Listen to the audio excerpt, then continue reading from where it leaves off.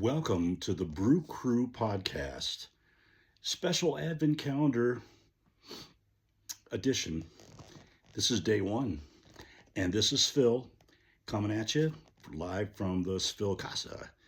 And I want to welcome you all. It was great to see you all who managed to or were able to join us at the Barrel House. Wow, can't believe it's been 3 weeks ago now. Crazy how time flies. But today is day number one, and today we're going to taste a special treat, boys and girls. That's right. We're going to try a Rathaus Pils from the Badisch Staatsbrauerei, Rathaus AG. The name of it is Tannen Zapple. Easy for you to say. Say that fast 3 times after you've had a few. It is a classic Pilsner. It's a Pils, a lager. It's brewed in the classic German Reinheitsgebot purity laws from 1516. They still brew lagers the same old way. And it's going to be a kind of a pure play lager tonight as our opening number. So I'm excited. I'm excited for the adventure, and I'm excited to try this on day one. So here we go. Without any more ado, let's give it a shot. Can't say a lot about German lagers or Pils. Basically, the whole deal here is that there's nothing added. There's no adjuncts, there's no fruit, there's no special weird hops, there's no special weird yeast.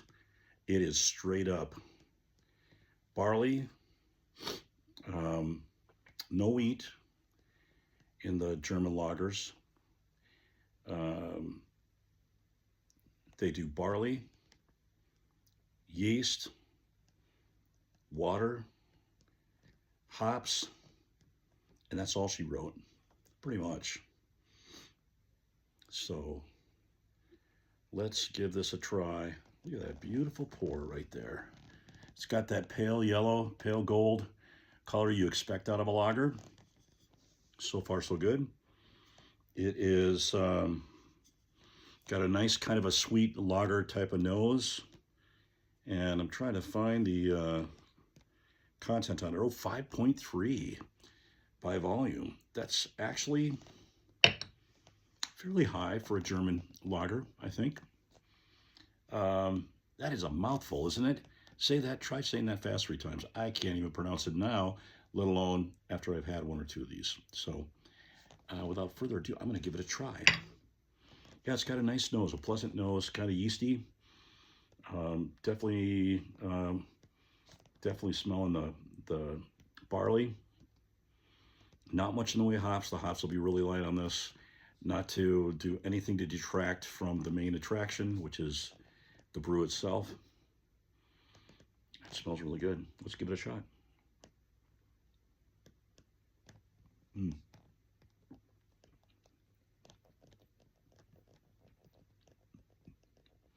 Wow, that's good. That's a smooth lager. And the one thing I will say about it is, it's not a Bud Light. It's not a Miller Lite. It's not even a Miller. I'm sure there's no corn adjuncts in here like Miller likes to put in theirs. And I'm sure there's no rice adjuncts in here like Budweiser likes to put in. So this is a pure...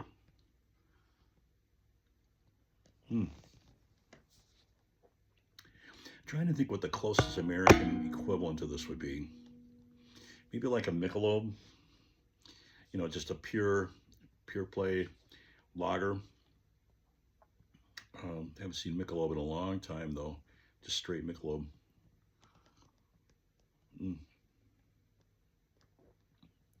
It's a good beer. It's solid. It's a solid single up the middle. If someone were in scoring positions, they might score a run with this, but they need help by having someone already on base. So, oh, the baseball analogies start. I wonder if JT's doing them. Yeah, I would say a solid single. Um, maybe if there's an error or there's, bobbled ball or something, he could stretch it into, or he hit it in the right place, he could stretch it into two, but it's not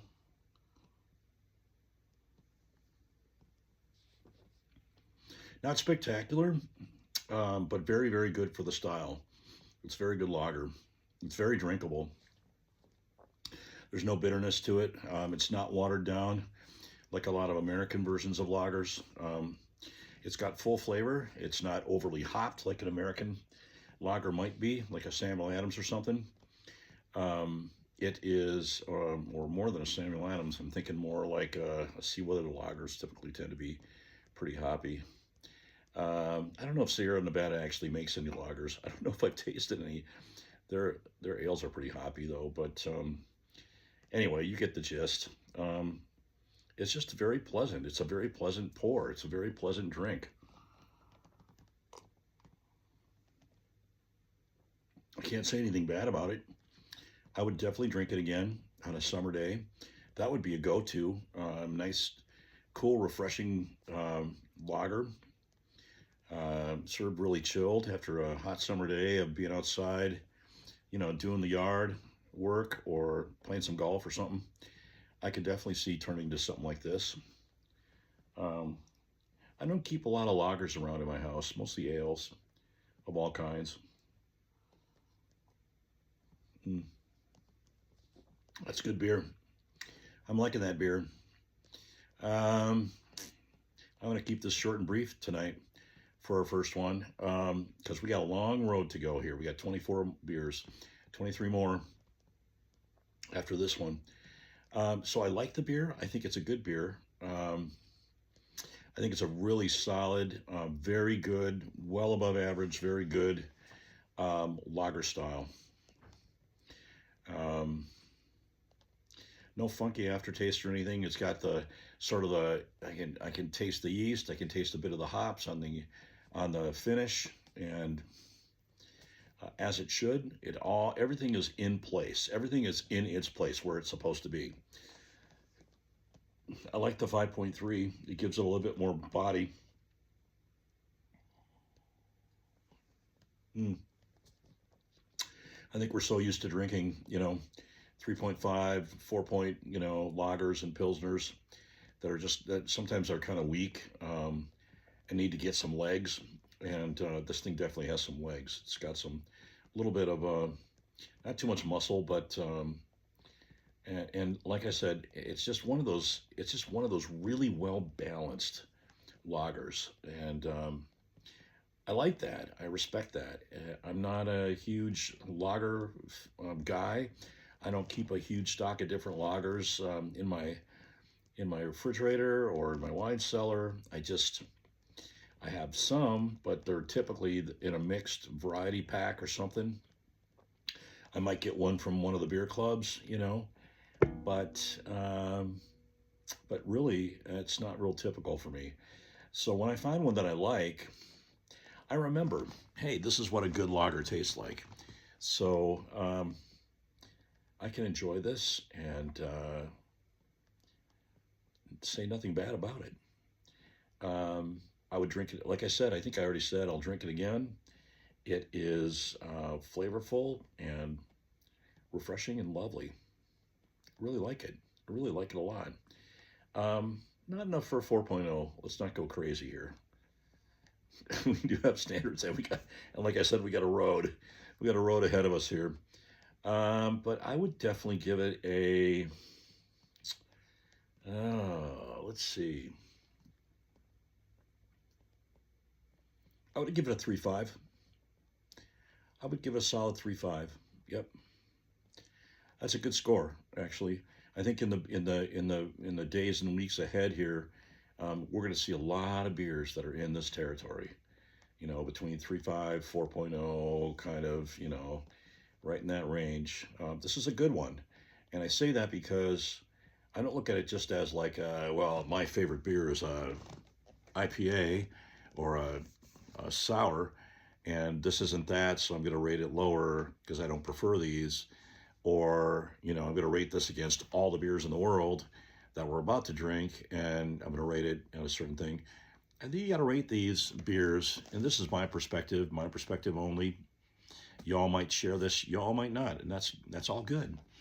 But to me, it's hard to compare a lager like this, especially a really pure, well-made lager that's made to be nothing but a lager, but a really good one, and compare that to a stout or a porter or an IPA or a Scotch ale or, you know, a brown ale or you name it, a sour.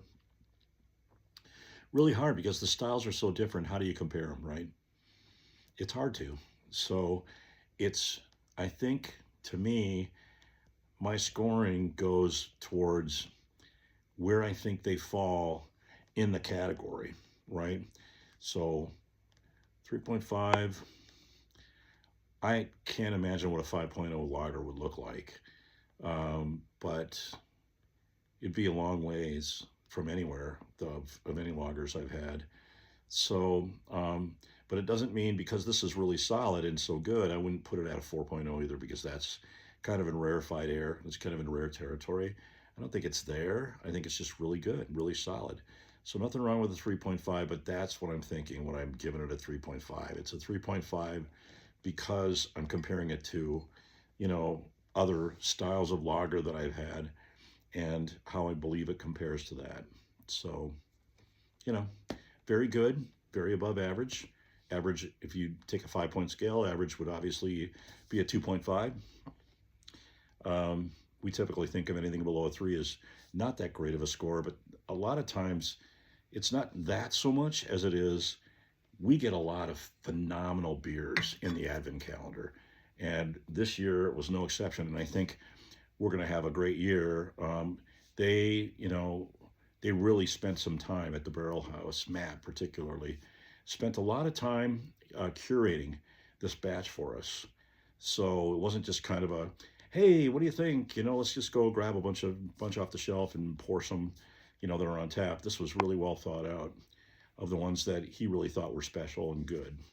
So I appreciate that. And so I think we're going to have a elevated level of beers, which will make the rating of them more interesting. So I'm looking forward to what you all have to say about this beer. Let's see if I can destroy the name twice in one night. Badisch Staatsbrouwerij Rathaus Pils Tannen Apffel. Original Black Forest. It's like the only thing in English on this whole bottle. Anyway, tell me what you think of it. I'm looking forward to seeing your reviews on it. And that's Phil. That's all for day one. And I'm out. See ya. We'll see you tomorrow.